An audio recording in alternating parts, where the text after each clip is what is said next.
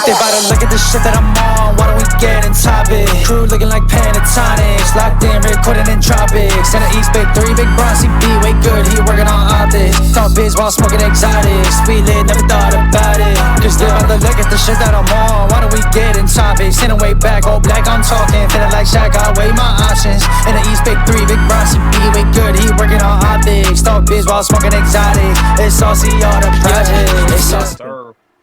What is up? What is up? What is up? It's been a while. RCR Presents MSD Sports, and we back at it. My name is Sam, also known as YPK, and we got Mikey over here, and we got Camden over here. And let's get it, Mikey, introduce yourself. Mikey, introduce yourself. It was good, y'all. It's your boy, Michael John. Got out of work, had a nice day, and came to do one of my favorite things in the world, and that's talk sports with the boys. Yes, sir. Camden, what's up? What's going on? You already know what it is. It's your boy, Camden Lee, a.k.a. Mr. Club Paradise. I'm with the greatest trio ever assembled, MSD Sports. We back with another one, episode 20. Can you guys believe it? 20. Guys, we started a couple months ago. It's been almost about 3 months. We've been kicking, we've been pushing, and we're at episode 20. I can't wait for this episode tonight. I know it's been a minute. I know we've been keeping y'all at bay for a little bit. You know how life goes. People are moving, people are traveling, people are doing their thing. GMYBK, he was doing some things, you know what I'm saying? He's doing his thing, flying and by, you know what I'm saying? But the whole crew is back. And we're here tonight. So, YBK. Yes, sir. Can you let the crew know? Can you let the people know what we're doing tonight? What's going down? Yes, sir. Episode 20. You right, David. 2020. Today in the agenda, we got a lot to talk about. We're going to first talk about the MLB news, baby. Yankees, no beer policy has been removed. We're going to talk about that. A lot more MLB news, NBA news. Warriors be cooking. They've been balling. Luka been balling. Lakers are looking good. And we're gonna move on to the NFL. Oh, we got some new, well, not new, but welcome back player Matthew Stafford to the Rams. We're gonna talk about that, and we're gonna wrap it up with a nice boxing event coming up. And yes, let's start it off MLB. So the New York Yankees announced that the long rule since the 70s, guys, once you join the Yankees, you gonna have to be a clean on your facial. But now they got rid of that rule, and now they permitted well-groomed beards moving forward. Announced by Hal Steinbrenner. And I want to talk about it, guys. How do you guys feel about this new rule change here? The no beard policy rule to the well-groomed beard policy. Well, guys, as a brother who has been growing facial hair for a while, I was Patch O'Houlihan back in the day as a young lad, as a young teen, you know what I mean? And now your boy finally got a full face, full thing. I mean, it's an amazing situation. I think, I don't know about for you guys. I don't know for some of you who've worked in different corporate jobs or things like that where you have to shave. For us brothers over there, we sometimes get ingrown hair. So, if I was trying to play for the Yankees a couple years ago, that would not be an option because I just can't sustain a wonderful, a nice fresh face, non-bumps, no razor bumps, and shave every day. It's just not going to happen. I think it's a change of a new guard. I mean, to be honest, I think it's telling the people, listen, we're having a couple more international players. We're having a couple more brothers in the building. We're not gonna allow this stigma of you must have, a perfectly clean shaven face or a bald head like back in the Army or things like that. We're gonna allow you to have a little bit more expression. Has to be groomed. It's got to be cleaned up like me and Mikey like to do. We like to keep our little joints nice and trim. Got to be clean.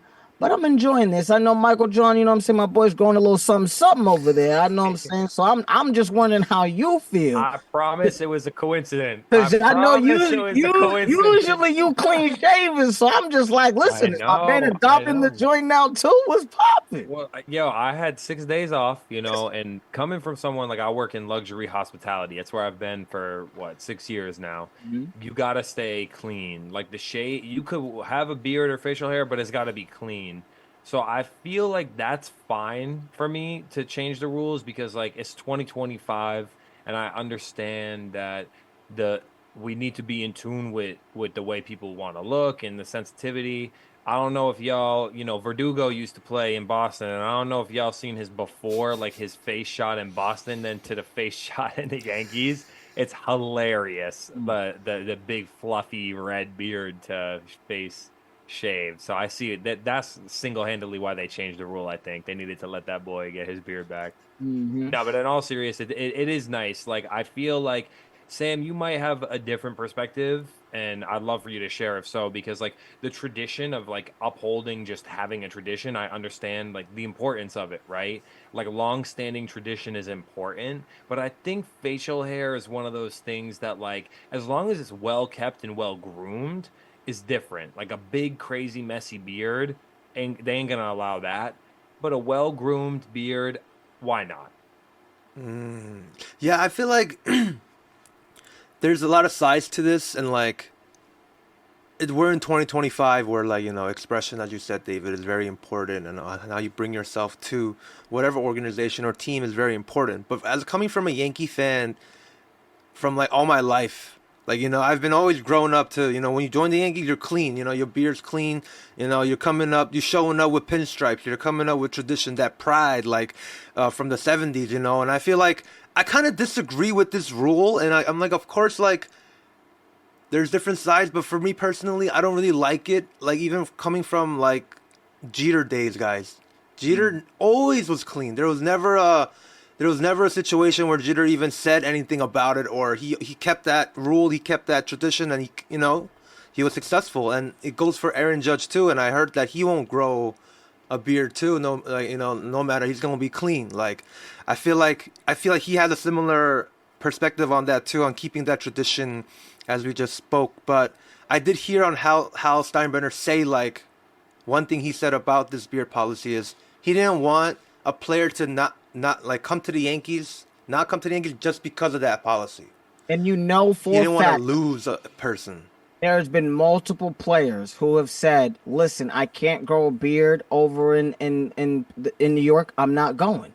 Like it has been documented throughout the years, and I think having free agents coming and saying, "Yeah, I'd love to play with you guys. I think the organization is historical. I think you guys mean business. I love just what you mean." But it's like I've had a beard most of my life. Like it grows very thick. It comes in every other day. Like I can keep it nice and manicured, but like for me to be clean shaven, I'm gonna look like Bumpyville, USA. You know what I mean? And if I'm doing 162 games, I gotta look pretty, baby. I'm just letting you know. But YBK, I definitely understand what you're saying in terms of the history and the kind of just the prestige of it all. Mikey, I have a question for you. Do you feel as though these old traditions, kind of like these unwritten rules of baseball, kind of hold the fabric and the integrity of the game? Or do you feel like, hey, there are a few things that we can kind of let go based on discrimination or other endeavors based on that? Yeah, I mean, that's like, I feel like where the biggest argument comes in for it. Like, it's a privilege to play baseball, I feel like, right? It's a privilege to play like a game and work for a private organization. It's like a private company, so they get to choose the rules. But I feel like the point you made about like, I'm not gonna if I can't like be myself, I'm not gonna go play there. It ties into that, like letting people be themselves. So, and I think it's important to let people be themselves. I feel like you're gonna play better if you're comfortable in the skin and uniform you in. But in the same sense, I understand like why like telling everyone to shave. It's like you all wear the same uniform and you all have the same conduct that you must abide by, and it creates a sense of like kinship and like we're all under, it's like military school kind of, right? Like military school rules. So I kind of get it because it is militaristic. And what's going to give you the best success? What is the most successful baseball organization, right? Who has the most championships? But it's a different era. Eras change and things change. So that's kind of like where, I see the scales balancing themselves. They ain't going to let no crazy beards go, but you can have a little, a little something. Listen, if you want to play for the Yankees, now is the time. You're going to be able to grow something, grow a little peach fuzz. You might as well get your ball on over there. They doing something. I remember I saw a video where when this rule took place, John Boy Media had like an interview. They were in some like camp in spring training, in one of the spring training camps in one teams, and it was surprisingly a 50-50 kind of thing where he's like, do you like the rule or not kind of question, and all the MLB players were kind of like 50-50 response. So it was like interesting. Like it's like legit what all of us said. Like where like some players were like, yeah, I want to express myself. This is great, and then other people are like, no, like if you want to play for the Yankees, it's different. Like it's a different level of tradition there, and like other people have like that respect on that rule too. So it was really cool to see like those even MLB level professional athletes have that perspective as well. Well, even YBK, I'll pose the same question to you. Do you feel as though these traditions like kind of hold the integrity of the game, or do you feel as though it's like, listen, like we can let some of them go, and then the rest of them we still need to hold on to? I feel like this policy has been so like kind of like a concrete thing. I feel like it shouldn't even have been touched. This beer policy was so well known. Once you join the Yankees, everybody knows that, So I feel like that's a huge change to the organization. And as a Yankee fan, I'm kind of surprised on that because Hal really doesn't like to make change almost. Like we even see like in off-season markets too, like he's not as aggressive as his father was, right? As the boss was. Yeah. And I was surprised to see this perspective change on Hal. And I was like, wow, all right. Like, I guess he's trying to change, or the World Series embarrassment kind of really shocked him and made him realize, all right, I got to make something change, So that's what I'm thinking. Oh, well, paradigm shifts happen, and, this is definitely a remarkable one for sure. Well, another thing that's shifting, which is interesting, let's see how many people will get their eyes on it, because there's news that the ESPN and the MLB has ended their broadcast partnership. So they ain't going to be playing MLB on ESPN no more. Like the weekend games or like the big games type? Yeah, because I feel like if you think about it, like there's a few different networks, right? Like when I watch Red Sox play over here, it's NESN, right? Like it's like the local cable type has the partnership deal. It's like the subsidized stations that have it. Because per season, the deal with ESPN and MLB was like $550 million per season, right? Wow. Compared to like averages of $729 million from Fox and $470 million from Turner.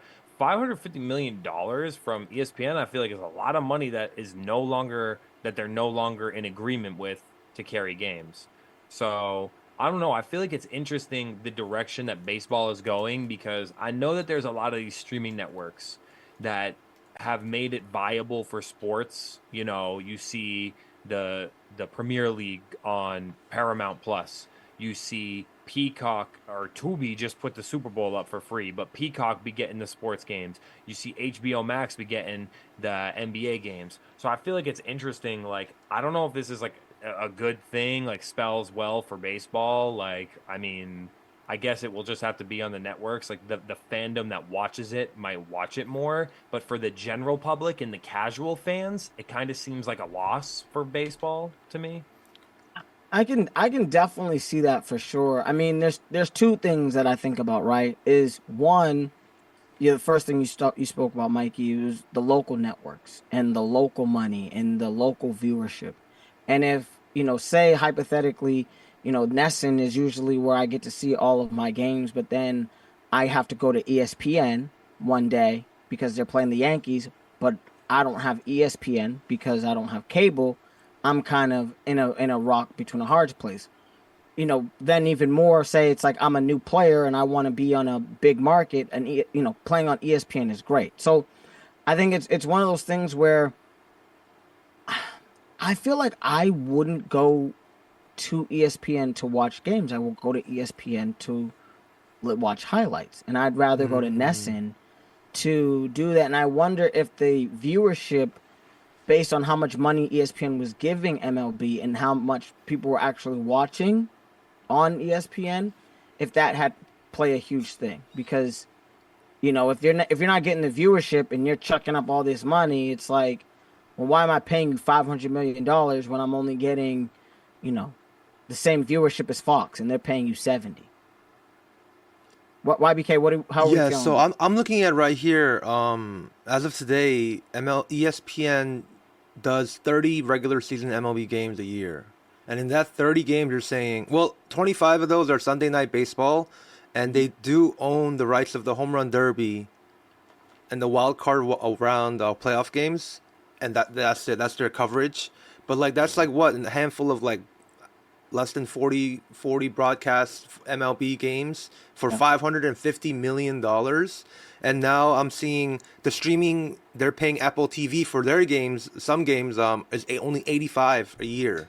So I'm thinking here, as what you said, Mikey, on the streaming platforms, and like how boxing was on Netflix the other day with like the big, what was the Tyson fight was on Netflix, like one of the biggest like hype fights. Like they're seeing that and they're like, what's the point of wasting money on regular cable and where we can like take advantage in streaming now, where everyone's on Netflix, everyone's on Amazon Plus or Hulu or all the streaming platforms. So I feel like this is a great realization for the MLB, and they can save a lot more money now, and they can do a lot more to benefit the sport itself and for Good further. point. I will say, when you think of like what's the biggest event in MLB every year, I feel like World Series is one, and like home run derby's got to be in the next one or two spots after the World Series, right? Definitely. Like, let's be real.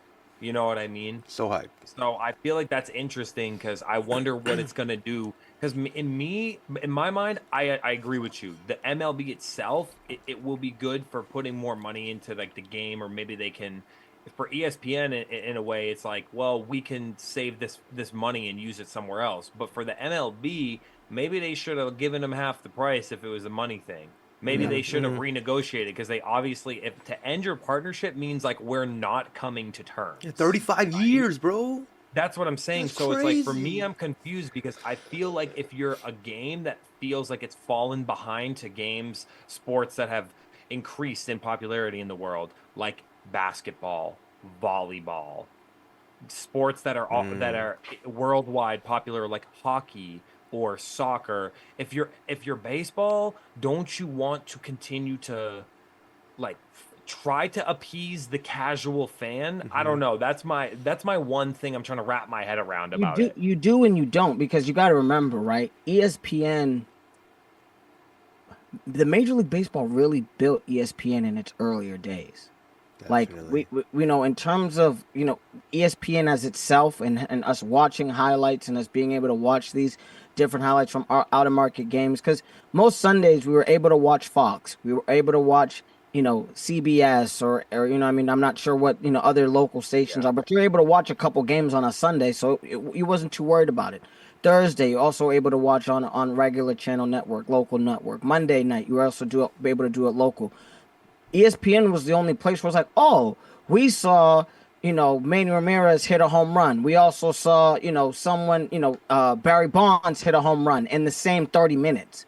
And I think it's something where I think Major League Baseball is kind of like, guys, like, y'all been eating off of us for so long. Like, we've been helping you to grow. Now ESPN is its own conglomerate. It might be building its own streaming service, doing all this other stuff. ESPN Plus. Yeah, exactly. Yeah. ESPN Plus. Yeah. I don't understand why they didn't move the games to ESPN Plus instead of just saying on ESPN. It's like, hey, we're just gonna move it. All of these 40 games, we're gonna move it to ESPN Plus. We'll take instead of taking 500, let's take 2. We'll take 2 only because we've it's like a longevity clause. We've been in the game with you for mad long. We know that what I'm saying, it's the house that the MLB built. Yeah. So let's just do that. But I think you got the MLB who's dying. And wants to squeeze out every single dollar without beating out the casual fan that goes to the games. And then you got ESPN who's like, yo, like, I could sell y'all to anybody. Like, I don't need your 40 games. Like, I could put WNBA and maybe get the same amount of viewership type stuff. You know what I mean? And not have to give you this much money to put it on. So it's money, greed, man. People be greedy. These corporations be getting it up. They be greedy, bro. It's like, fam, like 500 compared to 85. Come on, guys. Come on. Yeah, that's just stupidity. 550. We'll see what they're gonna get those games on somewhere, and we'll see. Apple TV's got their little deal. Roku TV got their little deal. Let's see. Amazon Prime got some too. There's something. There's something. Something moving and grooving. I'll tell you that. So that's true. I mean, guys. To be honest, I've been glued to ESPN recently. I'm talking every single minute. Do you want to know why? Do you guys want to know? Tell him. I'm gonna tell you this right now. There was monster news. First off, we're gonna start with a couple of things that we never want to talk about. Injuries. First off, the big boy, Victor Wembanyama, is out for the season. I will repeat it again. Victor Wembanyama is out for the season. And the reason why? Blood clots in his arm. Guys, this is the face of the league right here. What's happening? Did anybody expect this? A knee injury, an ankle, something? I expected that, but blood clots. He says he has a deep vein thrombosis in his right shoulder, and it's forcing him off the roster for the rest of the season. We had someone who had this previous condition earlier in the NBA a couple years ago, about maybe 5-10 years ago, Chris Bosh. Oh, yeah, Bosh. He had the same thing, but he was able to come back and able to play. Guys, how do we feel? Did this hit you out of left field? Because I was shocked when it crossed my ticker. Yes. I was baffled. GM said, talk to me. I was devastated because I remember when we talked about the Spurs in the last pod, and I was very optimistic on the Spurs team and in their playoff race right now. And I feel like, they have potential to go with De'Aaron Fox there now, and I feel like they're gonna mesh really well. But now Victor being out, he's like the most vital piece of the puzzle right now, guys, right, of the Spurs, and even Pop being out for the season too. I just felt like the Spurs now is I don't think they have any chance this season. But what I feel like I want to hear what Mikey wants to say too, because he did kind of say in the next few years these San Antonio Spurs are gonna look pretty good. But yeah, Mikey, I want to hear your opinion too on this. I think I still stand by that I feel like the trade for De'Aaron Fox was like a next year type of thing, not like a this year type of thing. I mean, just like Bosh, similar body, right? Long, lanky, tall. The thing is, he be shooting a lot too. So I'm like, how the hell does a 21-year-old get a deep vein thrombosis, blood clot, right? I was curious, so I just Googled, right? Yeah. What causes this injury or what caused it? And it was saying just having the anatomy of a tall, lanky player, you're more likely to experience this. Shooting an overhead motion, repetitive overhead motion, can also lead to it.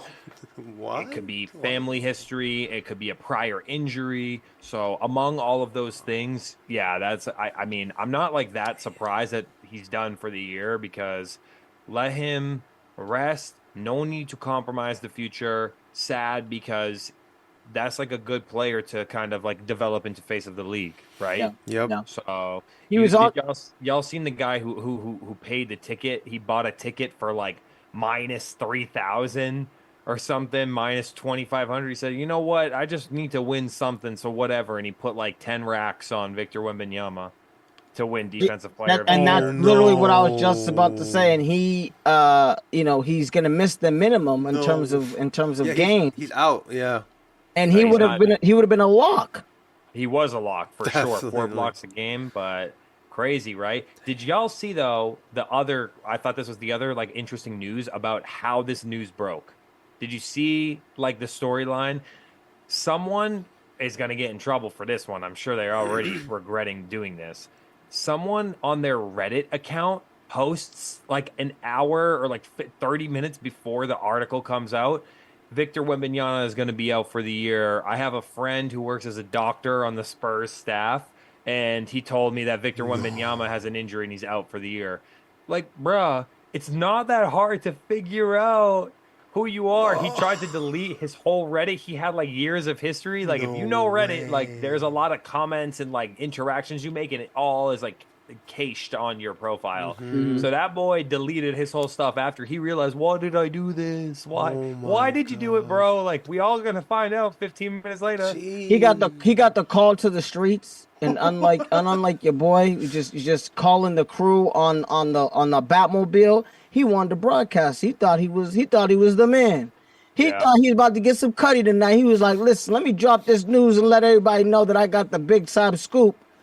When he should have just got on the group chat, told his homies, and he still would have got some cutty. He should just called the chick that he saw last week. Hey, honey, I got some great news. You want to try? Or bad news? You want to come over and Netflix and chill? I got something I got to tell you. Hot stove. Yeah, when those odds was crazy on Mobley and JJ, yo, put 500 on each because those odds is about to go real. It's about to get closer to even odds. Like, go crazy.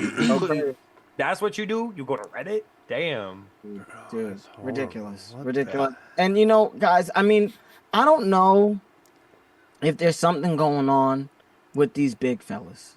They're amazing. They dominate. They're unbelievable. But a guy that we know and love, that we trusted the process of for so long, and that trust, I feel like, has finally been broken. Joel Embiid is out for the season with an ongoing issue with his left knee. He has been battling this for the last 2 years now. He played through last year. He had some discomfort last year. Played through so that he could win the MVP because everybody was talking mess. Should have got a surgery, maybe taken some time, got shut down. Also should have took some time this year. But guys, they got Paul George, signed him to a Supermax, got Tyrese Maxey, got rid of Harden, and signed Joel. And it looks like the Philadelphia 76ers, it's over. I think the process, we trusted it for so long. Guys, how do we feel about Joel Embiid? This was not surprising to me. I'm just surprised everybody was shocked that they thought maybe he was even going to come back. Or the Sixers were going to do anything.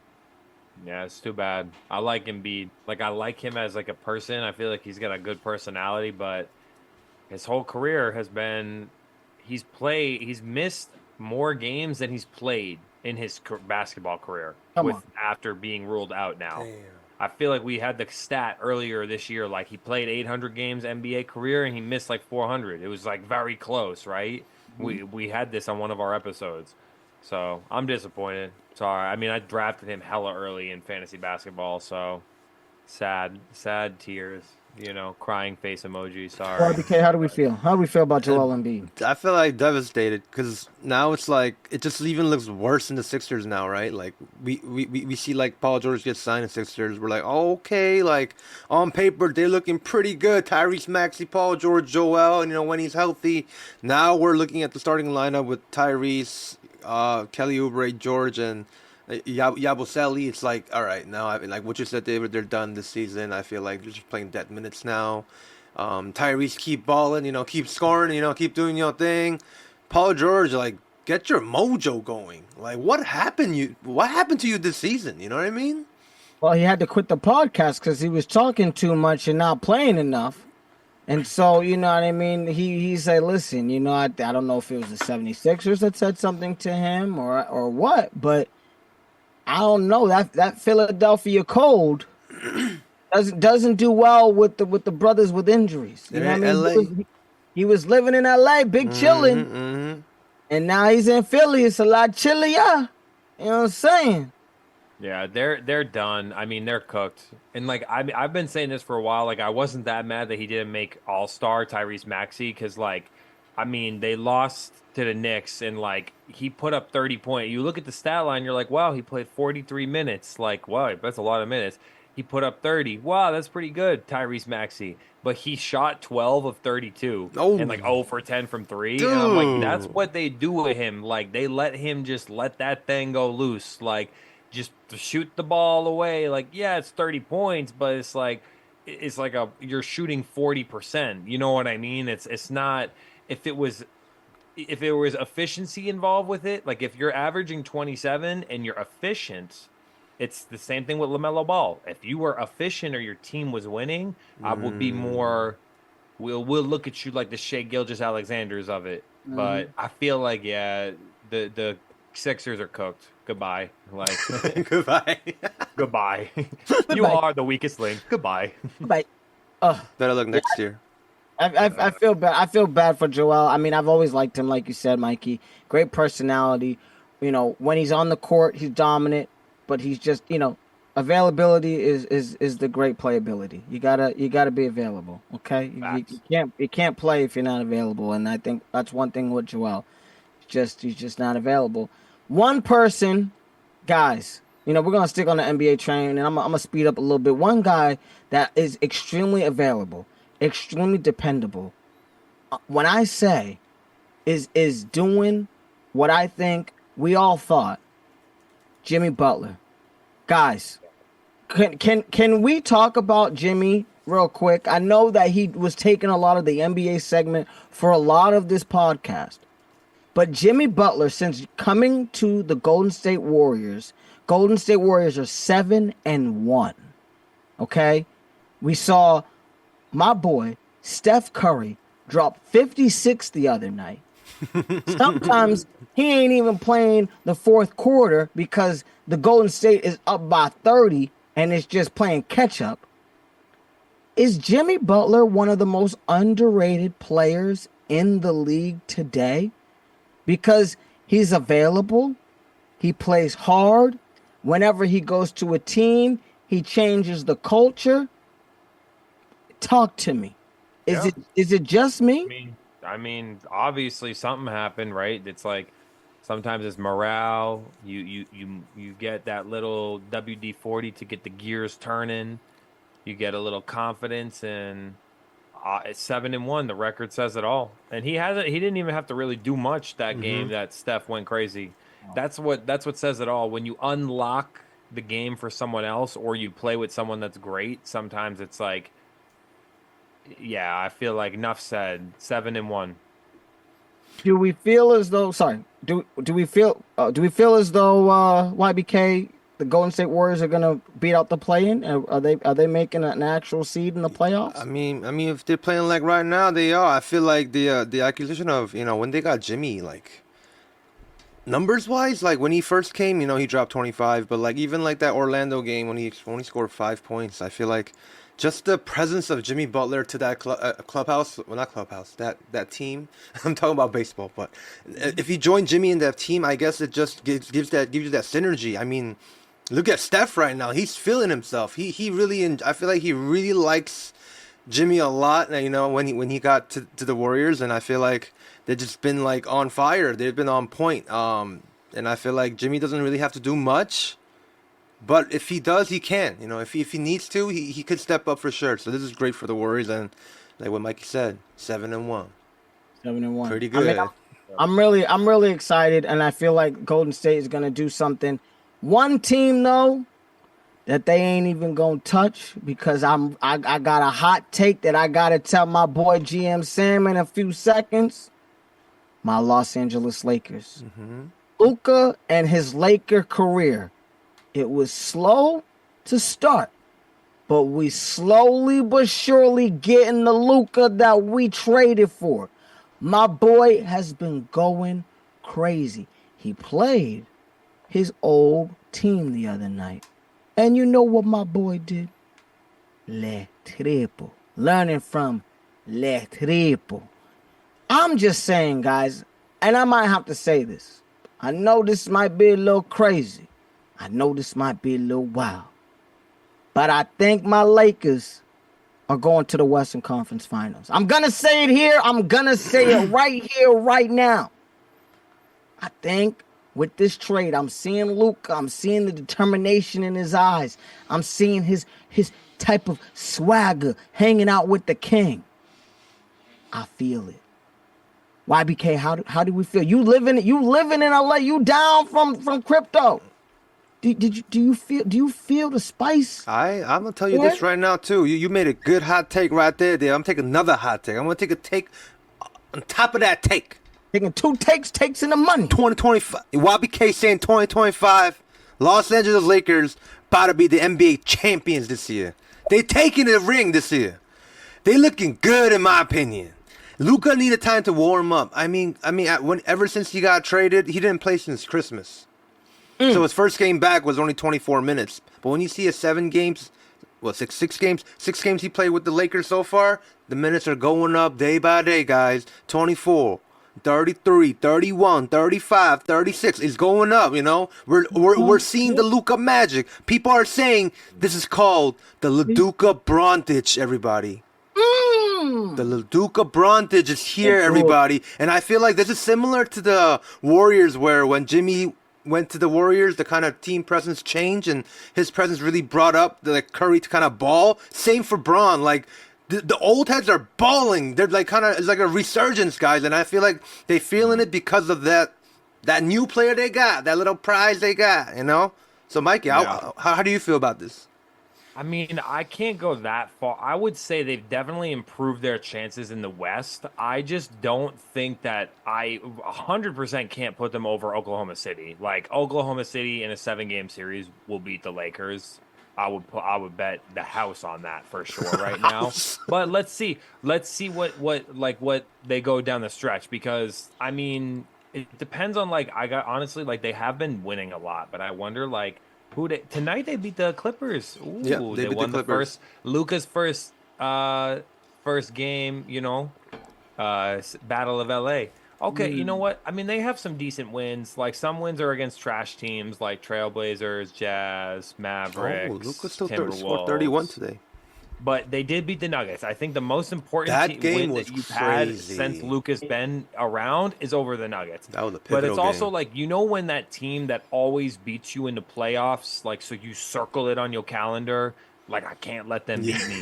Yeah, Like, I feel like it has that sort of vibes on it. Because to me, I'll say the Nuggets have surged to second place. So as much as the Lakers have surged, like, up to what, fourth or fifth, whatever they're fourth, at. I think. I feel like Oklahoma City and Denver, like, get through the West, and then we can talk about, like, whether or not they could hang with the Celtics, the Cavaliers, the Knicks, whoever might come out the East. You know what I mean?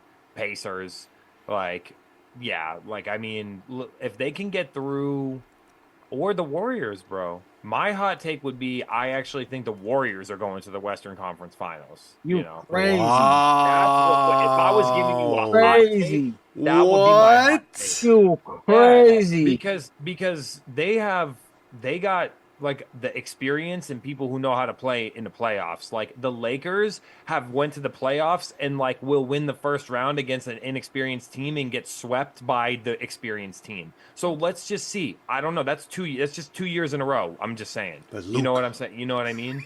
So let's see. Yeah. I don't know. I don't have as much confidence as you guys have. I'm not saying it's impossible, though. I'm definitely not saying it's impossible. I mean, if you look at the betting odds, they have the Lakers at the 5th best, tied for 4th best odds for the championship. 4th best. Damn. Oklahoma City, Boston, Cleveland, Denver, and the Lakers are tied. And then Golden State, and then the Knicks are tied. So I feel like let's see, you know. I wouldn't jump the gun, but Luka's my boy. So I mean, like, facts that Luka has been playing well, and if he can get his field goal percentage up, you know, his efficiency hasn't been great, but sometimes, like, you just got to get shots up in the new system. You feel? Yeah. So it's true. Talking about the East, because y'all talking about the West, who's coming out the West. Tonight the Celtics and Cavaliers played. Right? They've played a few times this year. Celtics have kind of put the foot down, kind of spanked that, said, look, come here. Daddy said, come here. But tonight, right, it was a different story, because the Celtics stormed out to a really big lead tonight, and then the Cavaliers kind of got back into the game and ended up winning. So, well, how do y'all feel? Cavaliers are the number 1 team in the NBA right now. Are the Cavaliers coming out the East? I give the Cavaliers more of a chance than the Lakers to win the championship this year. Because if you watch the Cavaliers play, they look like a good basketball team, a really good basketball team. This is the thing that I have said all season with the Cavs. I see them being the number 1 seed. I do not see them doing well in the playoffs. For some reason, I feel like we were talking about this in previous episodes. The Celtics, even the Knicks, are kind of just getting their footing. They're trying to figure out, okay, how are we going to play this? Like, what lineup is going to work in this situation? What players are going to work against these players in this situation? The Celtics have beat the Cavs multiple times this year, and I just feel like the Cavs are at this place where it's like we are circling when we play the Celtics, and we have to step up their game. But I think in a 7-game series, listen, the Celtics were up 25-3. Okay, 25-3, and I wouldn't be surprised if after that they said, you know what? These boys can't handle this. I'm going to go take a coffee break. Regardless of this game, whether I win, lose, or draw, these boys can't play me if I'm actually playing. If I got to pedal to the metal in 4 quarters, these boys can't touch me. Like, this is the thing that I feel about Cleveland. The fact that you have a situation where you're down 25-3 in the first quarter, it's typical Cleveland.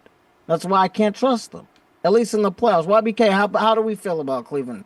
Do we think the Cavs are somebody? Come on. No, I feel like I kind of have to like go back to like playoff kind of like history, right? Like Cavaliers made it to the conference semifinals last year, and that's it. They never made it to the conference finals ever since LeBron was there, right? I can see the Boston Celtics definitely coming out of the East, definitely because of the. I really go by experience. Like, if you've been there, done that, you really have that advantage over a team that's never been there. Like, I feel like if the Cavs ever even go to a conference finals, they might crumble because they've never been there. If they versus a team that's been there, like. I can even like say for even like going back to the West a little bit, like OKC too, like. They've only went to this conference semis and they only got eliminated by the Mavs, and they've never been to any playoffs ever since 2019. So I can say from the East, Cavaliers great team, but playoffs is a different beast, guys. You know what I mean? That's why we say playoff Braun. Like that's why we say playoff Jimmy. Donovan Mitchell though is him. I feel like I wouldn't put it past Donovan Mitchell to be the number one like player on like a good playoff team because he finished with 41 tonight. Tatum and Brown kind of went crazy too. Tatum and Brown put up over 80, but I will say this: like keeping in mind that the Celtics were down 2 starters because Porzingis and Holiday both didn't play. So I feel like if you don't win as the Cavaliers, it's like, come on, like, you know what I mean? This like you got to win it. But they're I think low key what we don't know about Cleveland is that yes, they're the number 1 offensive team, but they're like top 5 sneakily in defensive efficiency too. Because when you saw in the second half, I watched a lot of this game. I was at work, but I watched as much as I could. And like they had Mobley running the 5 and like had Garland and Spider Donovan Mitchell running the guards, and then you'll see like Max Strus or that other what's his name, Wade, the other white boy who be shooting in threes. They're not like small like 6'2", 6'3", 6'4". I feel like they got like them 6'8" boys, right? Who really could get their arms up and get up there. Their defense might be the underrated point of the team. So. Yeah, Celtics couldn't get like the supporting cast wasn't hot, and I feel like David, you said that, or we might have briefly said it earlier, or something about like Pritchard, 6th man of the year, couldn't get it going in the second half. D. White had hit like 4 threes in the first half and couldn't hit a single a three for the rest of the second half. Hauser had a crappy game, so it's like that sometimes, you know. Tatum and Brown can't carry you to every win, and it's like like. Boo-hoo the Celtics, but maybe if you had Jrue Holiday and Kristaps Porzingis, the game has a different outcome. That's what I'm saying. How often do your 2 favorite stars or your 2 best players put up 80 points and you lose? Like, okay, it makes sense. Like your 2-star players are out. Like, and you're playing a full Cleveland Cavalier team. Like, yeah. And you're losing a huge defensive like liability right there with Jrue, especially at the point guard, mad defensive. Porzingis with the blocks, like you're losing so much defense. And the output was, I feel like it was there, but with those 2, I feel like would have made a huge difference into this game. Yeah. Sam, I'm going to segue right into this because I know you're about to be happy for this section right here. I know you. Let's get it. Let's get it. Tatum popped off tonight, and I think he deserves to still be in this, top 5, and right now, actually the top 3 spot for the MVP ladder, the 2025 MVP ladder. But there's been a little bit of movement. I don't know if you care to inform us, YBK. What's going on? Mr. Jokic, Joker. He was number 2 the other time we spoke, everybody. But now he is number 1 in the Kia MVP ladder. Still going triple-double. 29 points per game, 12.6 rebound, 10.4 assists, everybody. And Shea goes down to number 2 from number 1. Still balling. 32, 5, 6. Damn. Still balling. But triple-double, guys. Triple-double. You can't beat that. Shea's losing this one. Shay, I love you. I love you. I was on the team. I was drinking the Kool-Aid. I'm looking at it, but bro, in the second half, you'd have to pump these numbers to like 33, 7 and 7, or 6 and 7. You know what I mean? Or 7 and 8. Cause bro, you can't compete with a 29, 12 and solid 10.4, bro. Make it make sense, bro. You can't like. He's out of this world. I'm not happy. Out of the world, man. I'm not happy. I mean, I'm happy for Joker. Don't get me wrong, but I'm just not happy because I'm like, these are 2K numbers, guys. This is 2K my career numbers, and he's been doing it for 5 years. Make it make sense. Crazy. Yeah, 29 points is already like as a center is like okay, but the 12 and 10 or 13 and 10 like for rebound and assists, that's like I mean I don't know what to say. He had 19 assists the other day. He dropped 19 assists, bro. He just like dropped a light. He only had 18 points that game, and he didn't get a triple double because he only had 9 rebounds, but 19 assists. He only went on to have 2 games in a row since the 2 games after that. 32 points, 14 rebounds, 10 assists. Jeez. 23 points tonight, 17 rebounds, 15 assists. It's like I just can't like tack on that he's almost he's averaging 1.8 steals. Bad. Wow, like, almost 2 steals a game. Yeah. He's not like a blocker like Wembenyama, like 4 blocks. Like he doesn't. He's a little bit under 1 block a game, but you don't need to when you command the paint and at least can deter a little bit, right? This is crazy. I don't know. 19 assists, fam. That's 2K numbers, bro. Come on, Bro, you a center. Shea ain't even getting. He's diamond. Shea ain't even getting 19 assists, and he's the point guard. He bring the ball up the whole time. Amazing. It's not fair, bro. I'm not mad, but I'm tight because I'm like, bro, it's not even fair. It's not even fair. Not only that, shooting 44% from the 3-point line is ungodly. 58% for the year. Just feels like he's just throwing it, but he just goes in. It's crazy. Yeah, I don't know what to say. You know what's a fun fact? In the NBA, since 2019, guys. So that was what? 1, 2, 3, 4, 6 years. All international MVPs. Well, you had Giannis and Jokic, Embiid, Jokic. So it's like, well, Embiid is but he's still, kind of considered international. But it's crazy. It's kind of impressive on how we talked about the international stars kind of emerging in the NBA, and it's like, Jokic might win another one here, and then that's the 7th year in a row. So it's like it keeps on going. I think Jokic, though, is the biggest wonder of them all because, like, he's not the most athletic in the sense of, like, it was domination for Giannis, just, like, pure athletic domination. And Embiid's was more a little bit similar to Jokic, but not as much finesse. It was, like, the scoring and, like, the roughneck, like, I'm a big guy, and he asserted himself that year when he was healthy. But this Jokic is just I don't know. He's a walking triple-double. That's literally he wakes out of bed and it's a triple-double. It does not look like he is trying to do this at all. That's the crazy part about it. Like Giannis and Embiid, they tried to get the MVP. This mug is getting them handed to him because he is just that good. So good. Yeah. Effortlessly. It's crazy. So smooth.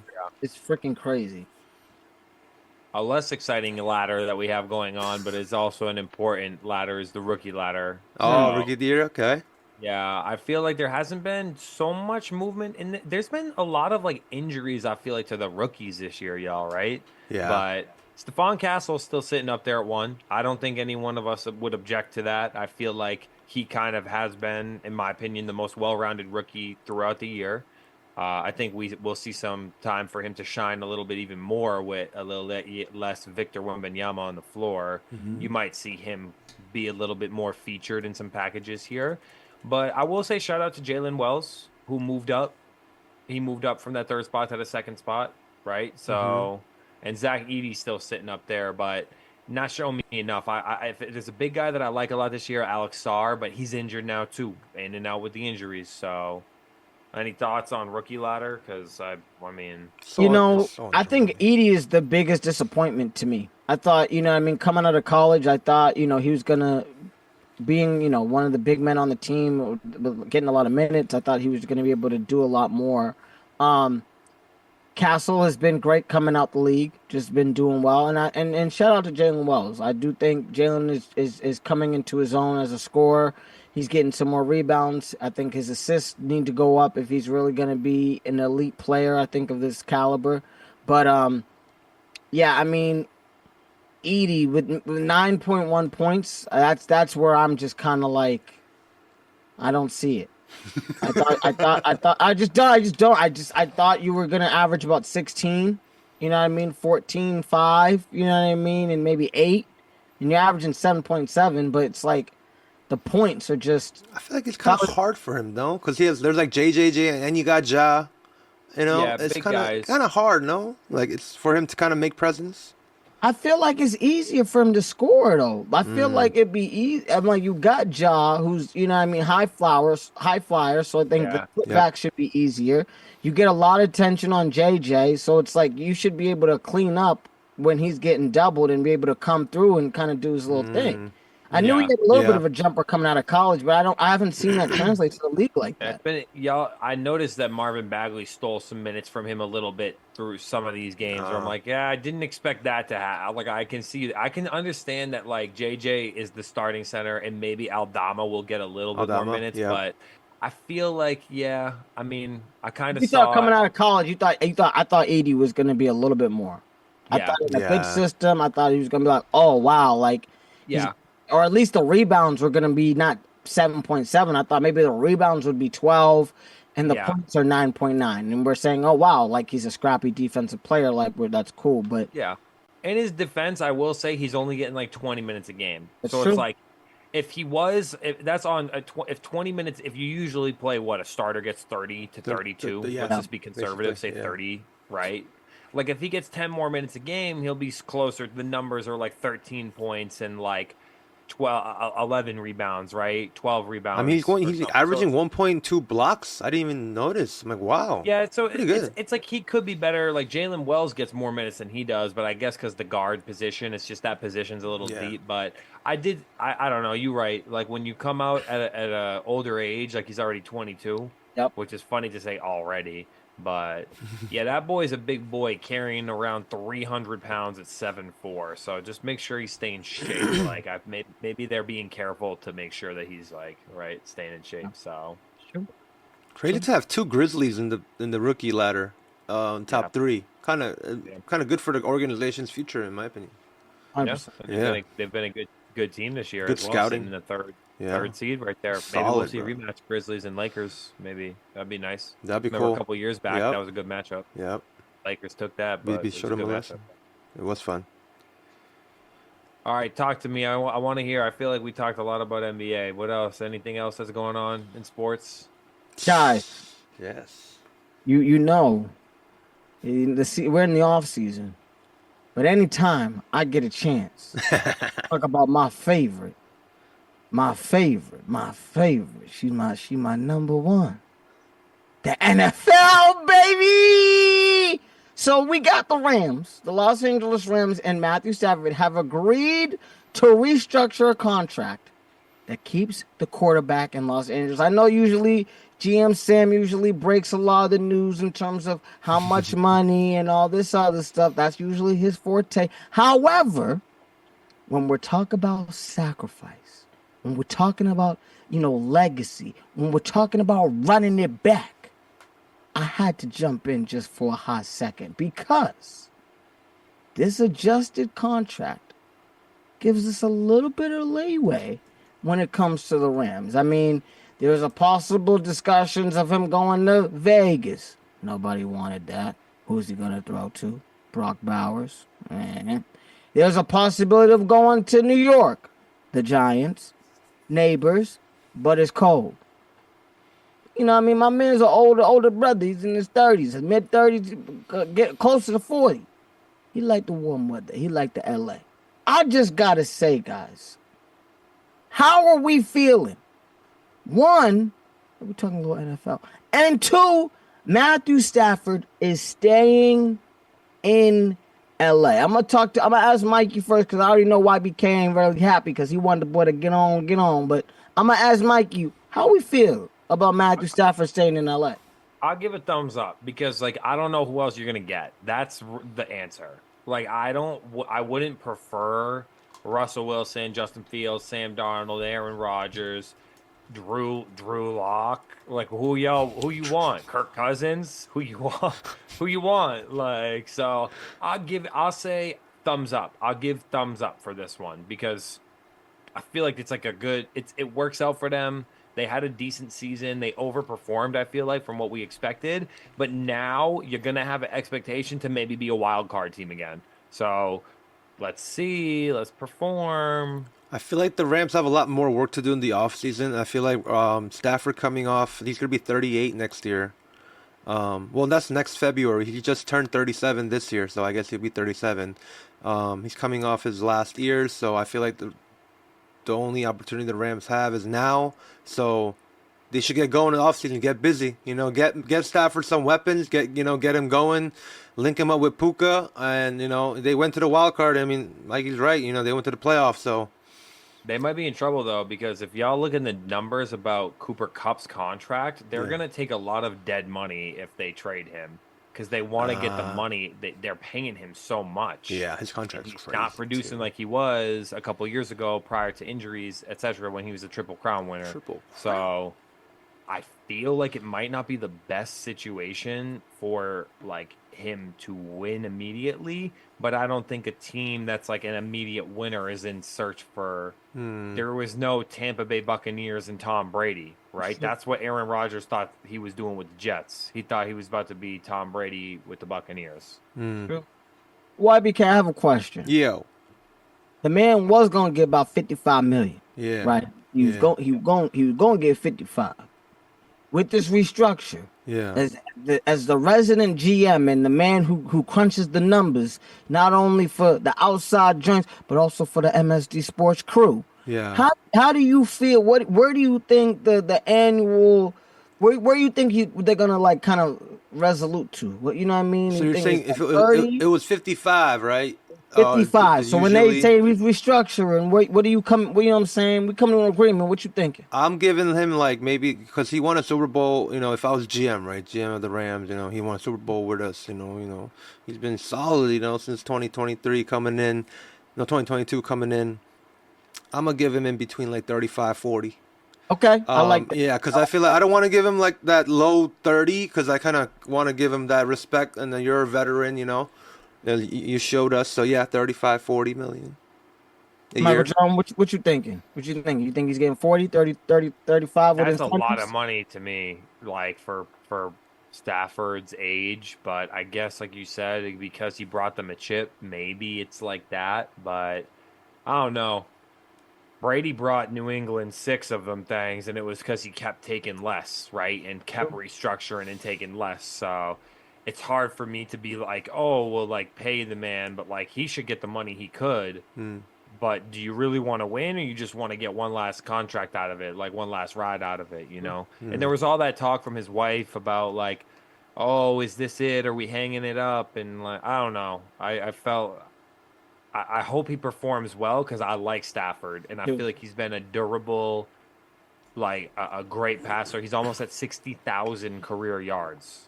That's amazing. So, he's going to be in an elite company of 10 quarterbacks to hit that. So, sheesh.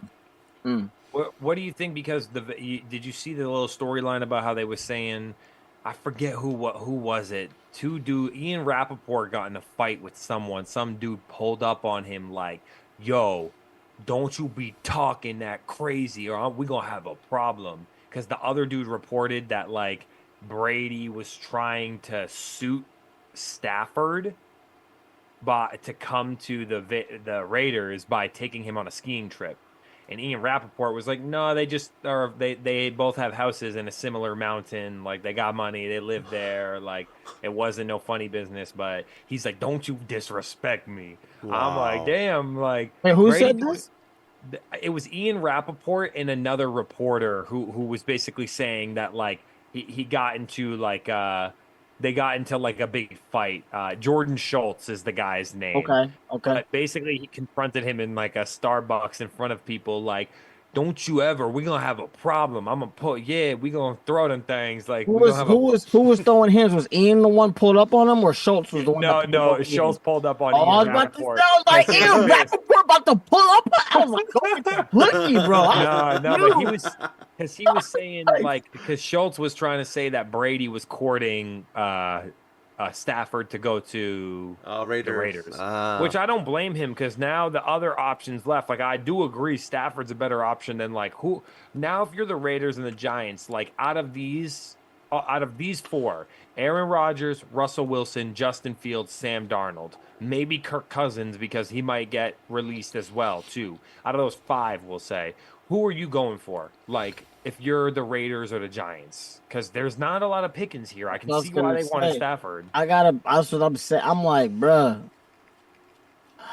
are you gonna hate Russ? Maybe? I was gonna say, I was literally about to say, I'm like, are you gonna hate me if I say Russell Wilson?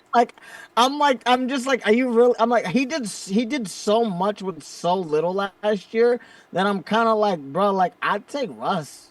I really would. Like he did not look bad, and if George Pickens could run a route or two without getting in his feelings, you know what I mean? A couple of games would be a different outcome. So yeah, I'd probably take Wilson.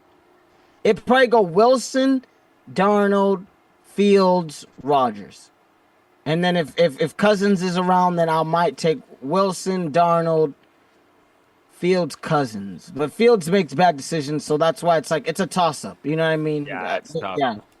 But I'll probably take Russell. YBK, what do you think? So if I were the Raiders, I'm taking Sam Darnold.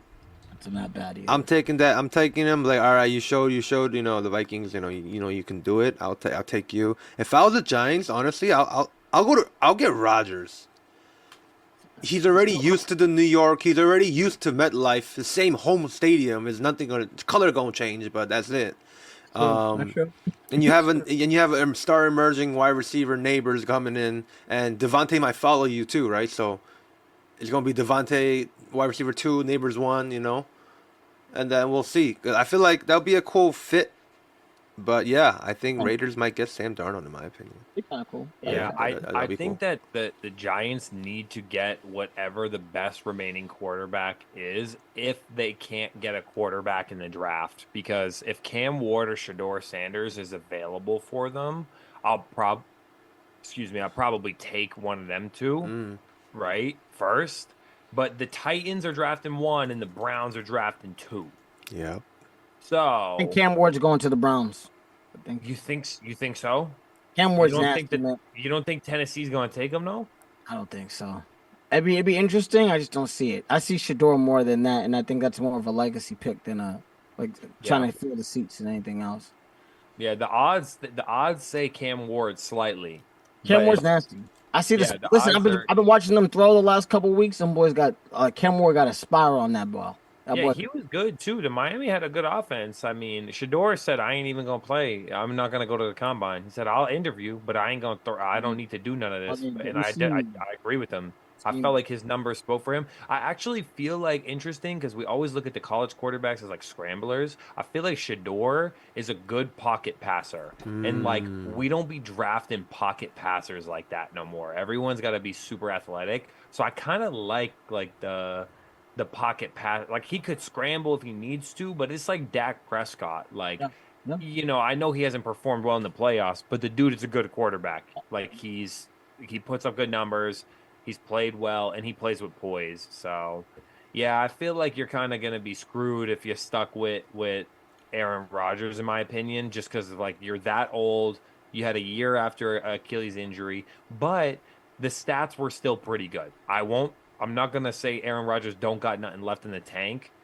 So, It depends, Sam. If the Giants are going to draft a quarterback, if they get one of those quarterbacks, then I would sign Aaron Rodgers because now you have 1 year with one of the best to ever do it with a youngin. So I think that's the perfect formula for it to work out. True. That's true. Pick number 3. They got pick number 3. We'll see. Yeah. Number 3. We have some news in the NFC, and it's our NFC resident wants to come to the door, Mr. YBK. What's going on with this? going on? This some crazy proposal right here by the Green Bay Packers. Ban the tush push? What are they hating? Why are they gonna ban the tush push brotherly shove? Everybody banning the brotherly shove. What? Is unruly. They hating so hard just because we're so good at it. They hate us because they ain't us. What is going on? They're not like us. What's going on? That is too funny. I saw that notification on my phone and I just laughed. Like, are you serious? I feel like it's like this is a creative part of the game type thing, and you're trying to what? Mikey, how do you feel about this? Yeah, well, for the listeners, like to understand like exactly what was proposed, like in the NFL every year, you're allowed to like make a proposal. So it's basically a team. Teams are allowed to submit proposals, and then they're voted on as a committee. The owners need to have a 75% vote to make something go through. So 24 out of 32 owners need to vote in favor of it. At first, it was anonymous, and then the Green Bay Packers manager came out and said, no, I'm the GM of the Green Bay Packers was like, nah, it was us who proposed that the tush push play, which is the quarterback sneak that involves like the two big guys pushing the quarterback forward as the linemen push forward in a quarterback sneak formation. So I feel like this is what I'll say. 2 teams do it really well, and 1 team does it obviously the best, and that's the Bills and the Eagles, because like the Eagles are known for doing it, right?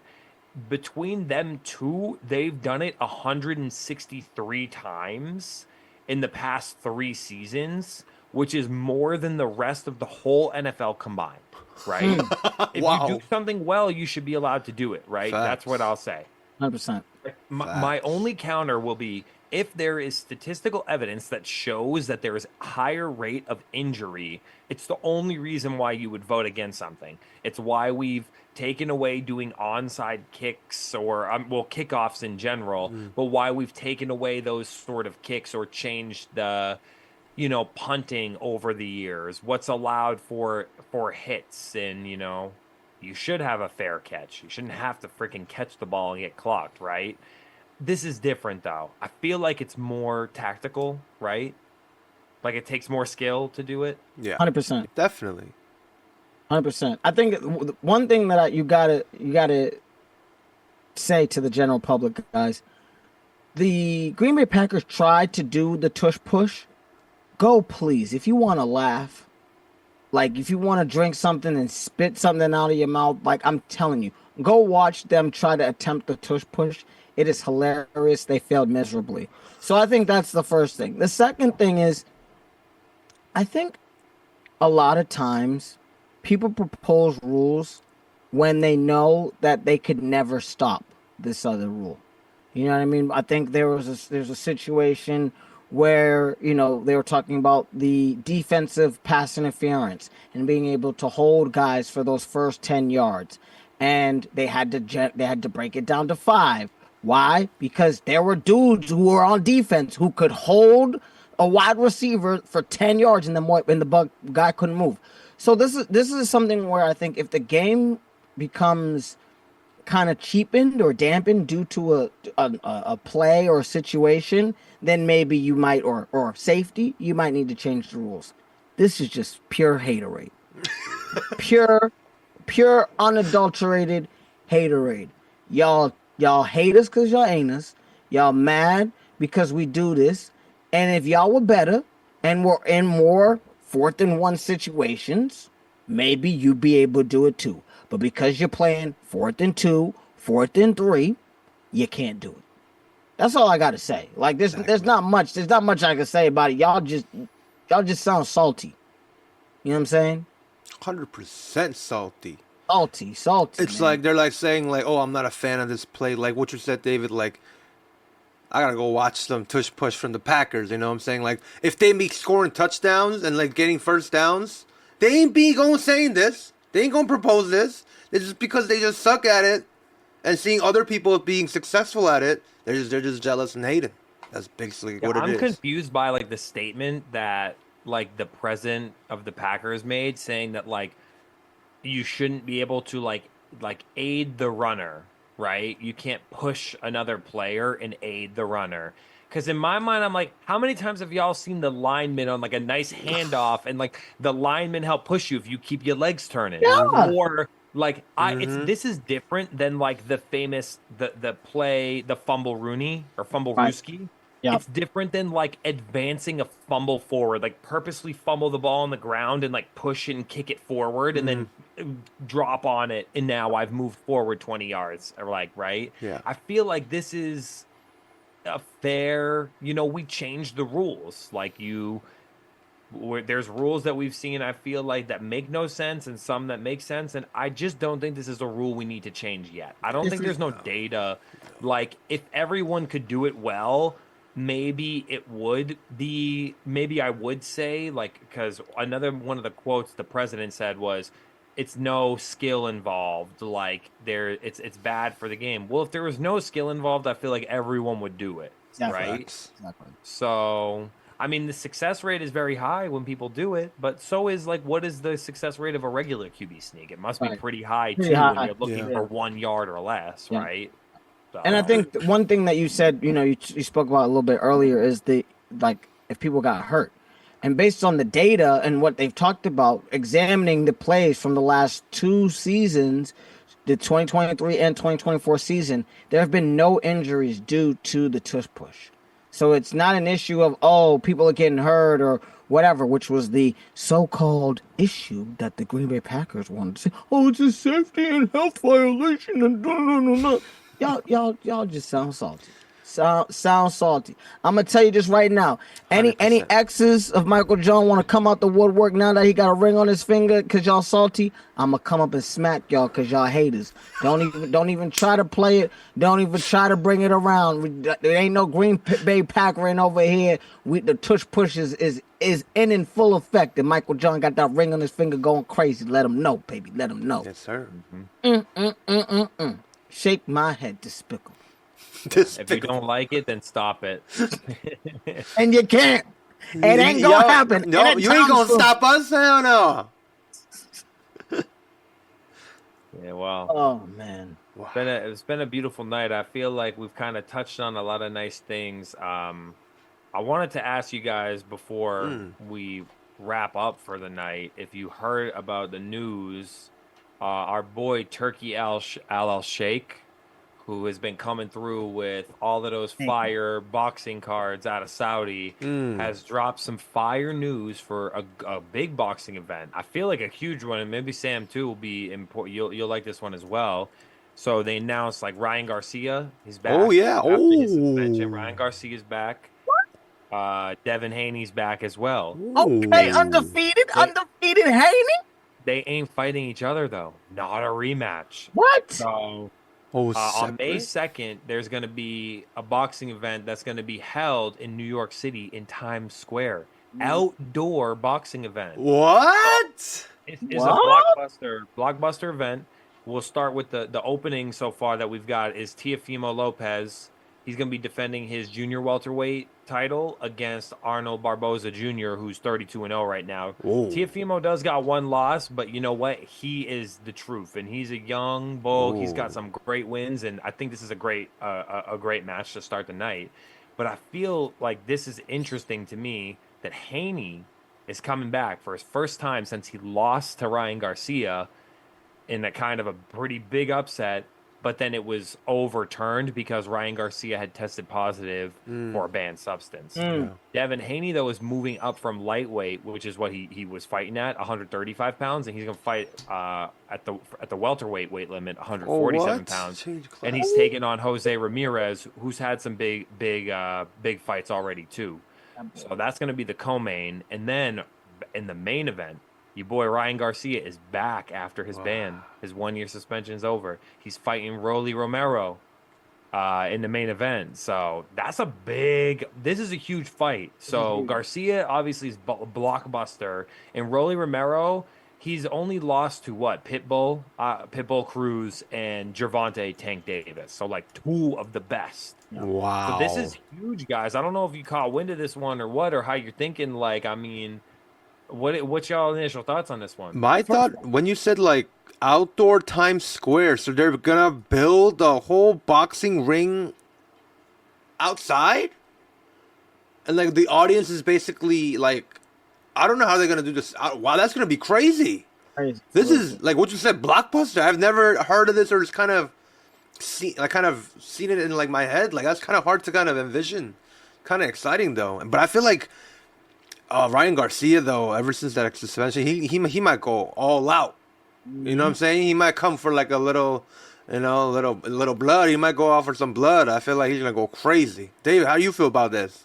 I mean, there's two things that I'm really excited about, or three things. One, I think Times Square being outside. You know, we think of fights like the Thriller in Manila. You know what I mean? In Africa, outside. I think that was an amazing fight.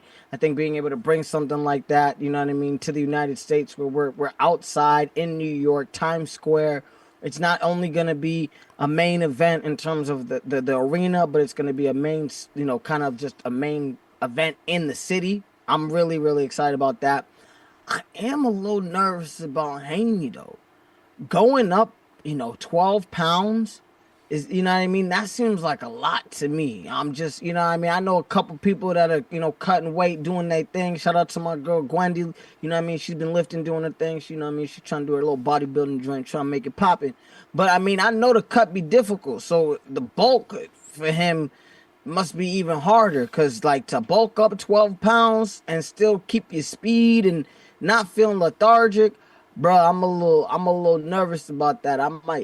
Haney might take a L. I don't know. You know how they be fighting those weight limits, though. I feel like that people like drain themselves, cut themselves so much just to like have an advantage. So we'll see, because he's not like a small dude. I feel like if you see him, he ain't that small. So like, I don't know. I feel like that's pretty. 12 pounds is a lot, though. That's 12 cool. pounds. No, I know your punching power. The thing is, you're not gonna have the punching power advantage, so to say, immediately. So I think it's interesting that even though Ryan Garcia was the one who tested positive, and obviously there was some like controversy over that positive test, because like first there was the report he tested positive for Ostarine, that's a steroid you can't take. That's like a straight up steroid. Like it ain't like you accidentally slip this thing in, or like a Adderall, Ritalin type thing. But then they were saying there was a sample that wasn't over the limit, and then it was like, no, like they just ruled it's a 1-year suspension. Like we're gonna overturn the fight to a no contest, so you don't have a win over Devin Haney, and Devin Haney's back to undefeated. Okay, so Haney's the one that's like took the L, then had to get hit with those nasty left hooks and dropped in front of all of us. If you look up the picture of Haney versus Garcia, you're gonna see him like getting rocked, bro, blood and stuff. Garcia gets the main event. Like I guess it's because money's up. He's a better fighter. I think Garcia's a better fighter, and I think he's going to make more money too. I feel like exactly. Yeah. More money involved too. Yeah. Ryan Garcia. You know, Rolly likes talking trash too. Rolly Romero is a trash talker. Ooh. Yeah, he like talking Big Sam. He's a power puncher too. He fought pretty well against Gervonta Tank Davis until he got knocked out. Davis. Like I mean, so. It's interesting. Cool. I just think it's funny that like the good guy did not get the main event in this one. So best luck to all of these guys. I wanted to say I think that the title of the event is hilarious and very, very like apropos. It's called Fatal Fury, City of the Wolves. Oh, I like it. Dude, this dude Turkey Al-Sheikh be going crazy. He puts on great boxing matches. I don't know if y'all actually caught. There was a pretty good card.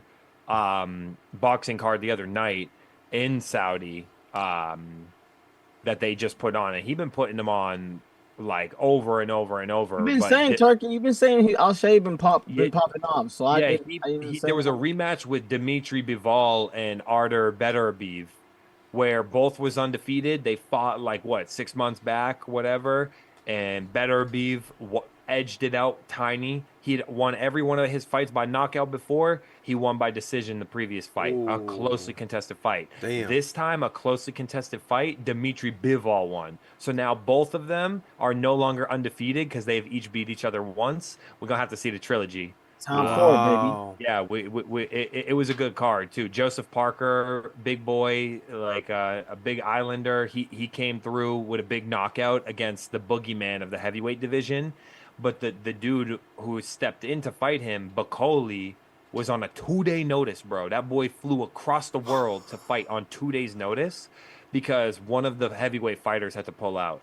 So I love Turkey Al Sheikh. He be making the fight cards happen, and I feel like it's not just because you got the big money; it's because you care about putting on like a good card.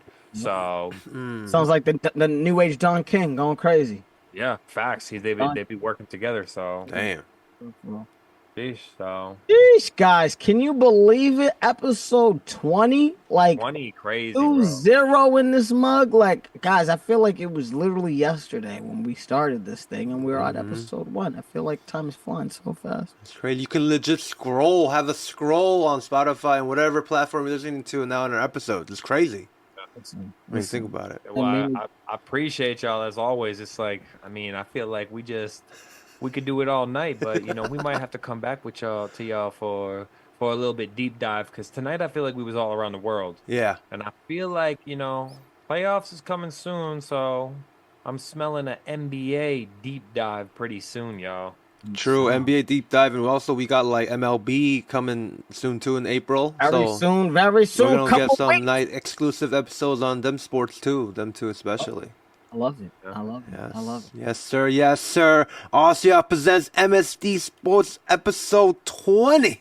My name is Sam YPK. You can find me at YPK up in here. We got Michael John and Michael John DeStefano. We got Camden here at Mr. Club Paradise. And we can check us out at RCR MSD Sports on Spotify, YouTube, Amazon, Apple Podcasts, Spotify, you name it, everybody. And we'll see you guys in the next podcast. Peace.